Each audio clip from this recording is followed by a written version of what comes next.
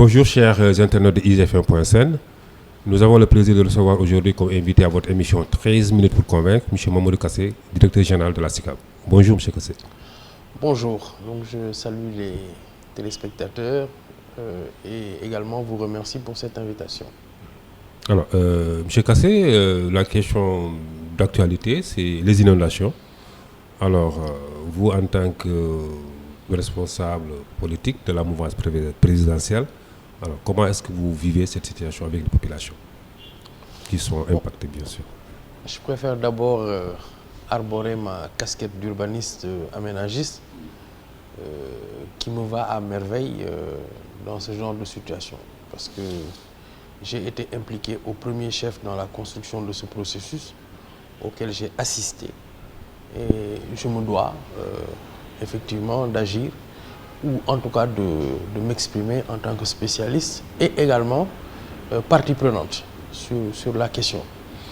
C'est une question difficile à aborder au regard des situations que vivent actuellement les populations qui sont sous les eaux. Et d'ailleurs, c'est la raison pour laquelle le plan Orsec, effectivement, a été déclenché par le ministère de l'Intérieur, le ministre de l'Intérieur sur instruction du chef de l'État. Ça, c'est en fait tenant en compte du degré d'urgence pour sortir les personnes des eaux. Aujourd'hui, l'ensemble des services est à pied d'œuvre pour effectivement sortir les personnes de ces eaux-là, donc gérer les urgences et parer au plus pressé. Je pense que c'est 10 milliards qui ont été dégagés, dont 3 destinés à gérer le volet social, parce qu'il y a un volet social dans le plan Orsec. Mais quand on revient aux questions structurelles en tant que telles, je pense que le chef de l'État, le président Macky Sall, a fait faire au Sénégal de grands bonds à travers le plan décennal de lutte contre les inondations, parce que l'objectif était en 10 ans de faire une programmation financière et également une répartition des actions qui permettrait justement d'atténuer les effets induits des inondations. Pas pour 10 ans, mais certains pensent que le budget qui était destiné vraiment pour ce plan-là n'a pas été dépensé à bon escient. Ce qui cause aujourd'hui, c'est tous ces problèmes. Oui, bon, je veux dire, bon, maintenant, après, on peut apprécier diversement les avis des uns et des autres. Souvent, moi, je me dis que quand les spécialistes parlent, j'arrive à entendre, en fait, le son de leur voix. Mais quand c'est les politiciens qui parlent, effectivement, on sent également qu'il y a derrière la construction d'un processus de récupération de la détresse des populations pour effectivement agir dans ce qu'ils savent faire, c'est-à-dire de la politique politicienne. Mais ce n'est pas le cas. Dans ce cas-là, il faut analyser de manière lucide, voir ce que nous avons vécu depuis 1960 et quelles sont les conditions de notre urbanisation. Pourquoi nous sommes passés à un taux d'urbanisation de 23% en 60 à aujourd'hui près de 50%. Quels ont été les paramètres et dans quelles conditions les citoyens se sont installés dans la banlieue, et cette partie de la banlieue qui aujourd'hui, avec le retour d'une pluviométrie normale, est confrontée à certaines difficultés.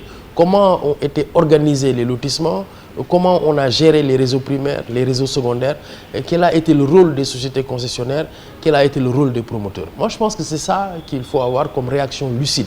Et qu'en de pareilles circonstances, où une partie de nos parents sont dans des difficultés, nous devons taire nos querelles et effectivement se mettre autour des autorités qui ont été choisies régulièrement par les citoyens pour régler au moins les problèmes les plus urgents et trouver des solutions ensemble.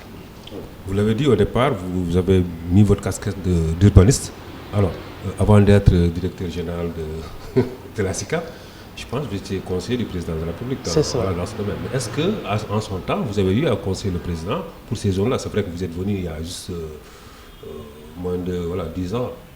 Voilà. Mais est-ce que vous avez conseillé le président dans ce sens pour faire attention à l'urbanisation sauvage qui se passe actuellement à Dakar? Bien évidemment. Et je pense que tous les actes qui ont été posés par le chef de l'État dans ce domaine vont dans le sens, en tout cas, de la recherche de solutions durables. Aujourd'hui, ce n'est pas pour rien que le processus du pôle urbain a été enclenché et d'autres pôles urbains en gestation. Ce n'est pas pour rien que le grand programme de construction de 100 000 logements est un des projets phares, en tout cas du PSE. c'est pas pour rien que le programme Zéro Bidonville était une part importante de la proposition du chef de l'État lorsque justement il briguait son mandat pour lequel il a été élu. Et donc, tant d'actions, et même dans l'architecture gouvernementale, on a vu qu'effectivement la ville, l'habitat et le logement occupent une place importante. Donc on ne peut pas dire qu'effectivement ce n'est pas pris en compte. Mais c'est l'échec de plusieurs années de politique urbaine. C'est l'échec de plusieurs années de politique publique qu'il faut réparer. Et Dieu sait qu'il nous faudra plus de 10 ans pour le réparer. Mais c'est un bon chemin. Et c'est cela qu'il faut saluer. Aujourd'hui, ce que je salue par exemple avec le plan décennal de lutte contre les inondations, c'est que partout où le plan a été actif, parce qu'il n'a pas encore été actif partout. Il faudra du temps pour effectivement toucher toutes les zones qui sont des zones névralgiques et des zones exposées au risque, et également des zones noires, comme on dit, des points noirs. Mais tous les points noirs où on a vu l'intervention du plan décennal de lutte contre les inondations, qui étaient souvent inondés avec moins de pluie, ne l'ont pas été avec autant de pluie de ces derniers temps. Donc ça veut dire effectivement qu'il y a une efficacité, mais il faut de la patience pour qu'à mi-chemin, d'abord, que le président puisse recevoir l'évaluation de tout ce qui a été fait, ensuite, maintenant, projeter dans l'avenir ce qu'il faudra ajouter ou infléchir, ou en tout cas ajuster dans le processus qui est en marche. Parmi les points noirs, Keur Massar demeure vraiment l'épicentre même vraiment de ces inondations. Les chefs d'État y étaient en début de semaine ou le week-end. Alors, il a promis de faire de cette localité un département. Alors, une promesse politicienne face à un drame social. Bon, je ne pense pas qu'il faut lier les deux. C'est-à-dire que le contexte se prêtait à une telle annonce parce que certainement la décision était prise depuis, au regard de plusieurs critères. D'abord, il faut saluer tout de même le retour de l'eau, hein, parce que le président est allé à Keur Massar, mais il est aussi allé dans le monde rural. Donc l'eau généralement fait du mal quelque part et fait du bien ailleurs. Donc ça aussi, il ne faut pas oublier ce type d'équilibre. Maintenant, pour la question de Keur Massar, je pense que c'était pertinent de passer à cette idée de l'élever en département. Pourquoi l'élever à la dignité de département? C'est tout de même plus de 330 000 âmes qui se réveillent à Keur Massar. C'est à peu près quasiment ou presque la moitié de tout ce beau monde qui se réveille dans toute la région de Tambacounda. Ça veut dire, ça donne une idée de l'importance de cette localité. Deuxièmement, par rapport à son placement, c'est un épicentre qui est une belle sortie de Dakar et qui polarise effectivement toute la zone qui va d'un coup vers les Niayes, d'un coup vers les Kambes, d'un coup vers Rebeuss, d'un coup aussi vers la zone de sortie de la côte. Donc c'est également un placement idéal. La troisième chose, c'est qu'aujourd'hui, en l'érigeant en département, ça veut dire qu'il y aura des arrondissements, ça veut dire qu'il y aura une dignité de certains sous-préfets, de préfets et autres. Donc ça veut dire que l'administration devra se réorganiser pour être encore plus proche des populations. La programmation budgétaire prendra en compte divers éléments, notamment liés à l'éducation, à la santé et tout ça. Donc naturellement, nous pensons que c'est une excellente chose que de voir Keur Massar érigé en département. Ce n'est pas forcément pour régler le problème des inondations. Les inondations, en fait, le déplacement du chef de l'État était un prétexte ou une occasion pour faire l'annonce, mais c'est sûr qu'avec cette programmation, avec cette prise en charge des services publics dans le cadre de la départementalisation, il est bien évident que les inondations pourraient, en tout cas la lutte contre les inondations pourrait avoir sa bonne part, parce que le chef de l'État a annoncé également une priorité pour le département de Keur Massar. C'était la veille en Conseil des ministres où justement il a demandé à ce qu'on travaille à faire un plan d'assainissement intérimaire en attendant effectivement de trouver la solution définitive. Merci. Alors, donc la dernière question, peut-être les ambitions locales au niveau de Tambacounda. Vous êtes originaire de Tambacounda. Est-ce que vous avez des ambitions pour les élections locales, si elles se tiennent, bien sûr, en 2021? Non, mais naturellement, un homme politique engagé comme moi dans sa localité, aussi en plus à chaud et à cœur, ne peut pas manquer d'ambition pour sa localité. Je veux dire, moi, j'ai une déformation naturelle. D'abord, j'aime ce terroir parce que c'est pas simplement que c'est mon terroir d'origine, mais enfin, je n'y serais pas né que je l'aurais quand même aimé pour tout ce qu'il représente pour le Sénégal. Ça, pour moi, c'est la première des choses. La deuxième, c'est quand j'ai eu mon engagement politique, j'ai vu aussi l'engouement de la jeunesse autour de ma personne pour gérer un certain nombre de questions. Ça, c'est la deuxième. La troisième, la belle coalition, la coalition Benno Bokk Yakaar, qui fait d'énormes résultats dans notre commune et dans les différents départements, donc dans la région. Mais en fin de compte, mon ambition personnelle, parce que naturellement, la déformation vient de là. Quand on est urbaniste, aménagiste, donc le meilleur terrain d'expérimentation de notre savoir-faire, c'est la ville. Donc si vous êtes engagé politiquement et que vous dites que vous crachez sur la possibilité d'être maire, c'est comme si vous aviez effectivement pas du tout que vous ne souhaitiez pas le meilleur pour votre ville, alors que moi je souhaite le meilleur pour ma ville.